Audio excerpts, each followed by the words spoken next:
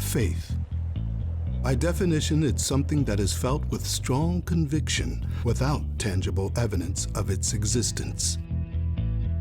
Many claim to have it, but how do we attain it? It can't be held. It can't be sold. But it can be passed down. Faith is invaluable to those who feel it. How is it that this belief can unite us regardless of our differences? It's because of conviction, that feeling inside that links so many, from the far corners of the earth to the closest reaches of our neighborhoods. Faith is all around us.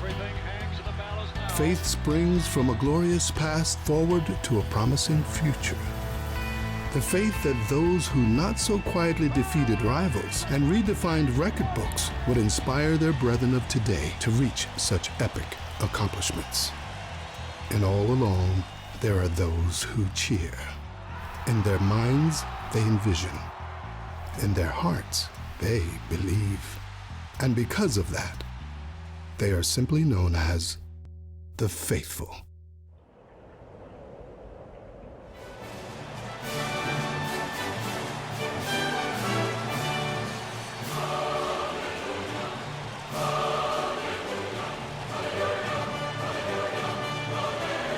Faith and football have always seemingly gone together. Whether it be the Hail Mary, the Immaculate Reception, or the Holy Roll, it's always been there, plain to see. The two are connected, and heaven on earth for many is feeling at home next to fellow faithful, watching your team elevate their game to new heights.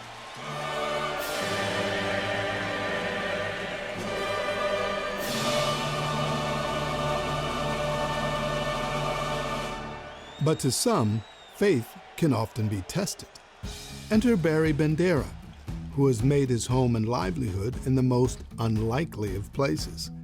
You see, Barry is not only a man of faith, but also a devout 49er faithful, and he resides in the shadows of the Seattle skyline. My dad's passion was being a 49ers fan, so I joined right in. And I kept getting asked, so when are you gonna become a Seahawk fan? And my answer was, never. Born a Niner fan and will always bleed red. But they kept asking me. Finally, I had an answer that stopped them in their tracks. I said, the word integrity comes from the Latin that means unbroken, consistent. And I said, do you want a pastor with integrity or not? And they'd always, oh, okay. And they would leave me alone. During the football season here, Sunday mornings, it's filled with people wearing Seahawk gear.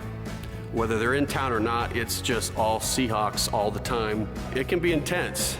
My Tahoe has been TP'd several times, things written on my car, Seahawk magnets put on my Tahoe. They all go in the trash. It's kind of cool that as a church we have such a sports-loving congregation, as you would say, and I think it's really a cool aspect to our church. It is difficult sometimes on Sunday mornings with all this Seahawk gear, and even Fridays walking around town, because the Friday before a game, everyone has all their stuff on, and sometimes you just walk by and it's like, oh, really? But here at church, for the most part, it's good fun. Although loving sports as a community is fun, sometimes a pastor wants to break away from the pressures of his flock and head to his castle, where everyone agrees with him, and the day-to-day battles can be cast aside. Or can they? I met my wife, Candy, back at college, right after Dwight Clark made history with the catch. So I found out she was an avid, knowledgeable Cowboy fan. It was a little awkward. It became really intense in the early 90s. 3 years in a row, it was the 49ers and Cowboys. The two best teams. Whoever won the NFC Championship was going to win the Super Bowl. Through all these years, she's still a Cowboy fan, and thankfully she still loves me though. I have 3 daughters, Ashley, Holly, and Kaylee. I determined early on if I have 3 daughters in my house, they will understand sports. As they grew up, I kept dropping seeds, like, you're gonna be a Niner fan, right? You're gonna be a Niner fan. 2 of my 3 are 49er fans. Ashley and Holly are my Niner fans. Pastor Barry's home isn't exactly the oasis he had hoped, as the divide in the Bandara household make it tough at times for true faithfulness to be expressed. So Barry moved his faith to the one place he solely calls his own. Everybody's got to have their safe zones, right? So Barry goes into his office. There's a Niner helmet on the shelves. There's Niner memorabilia. Red and gold decked out with all of his passions on the wall. He feels like win or lose, he can be in a safe place, just him and God. His office is awesome. I wish my room looked like it, actually. What do I personally think of his office? Well, you know, I limit the amount of time that I go into his office when the Niners have beat the Seahawks. I love my staff, and most of them are avid Seahawk fans. I mean, we're talking avid Seahawk fans. And it's a good thing that we all love each other, because when we lose to the Seahawks, I don't want to talk about it. But I got a great team that love me in spite of I'm with the right team and they're not. Growing up in enemy territory as a 49er fan is kind of hard at times. Definitely at school, definitely get all the trash talk, and you kind of just have to take the high road and be like, yeah, we got 5. I don't take it very well. I take it personally because it goes so deep back into my childhood and who I am. And I just take it seriously. I was a Patriot fan for the first time this past year.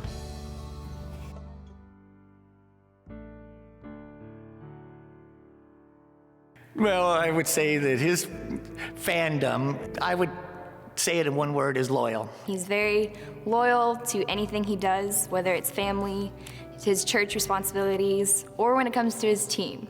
And he's very, very faithful to his team. Because of him, I love football. Barry's faithfulness to the 49ers is true, honest, as deep as anybody I've ever met in terms of being a fan. I think the world would be coming to an end if Barry had ever changes that loyalty. There's something wrong with what's going on. Being a faithful means you're consistent.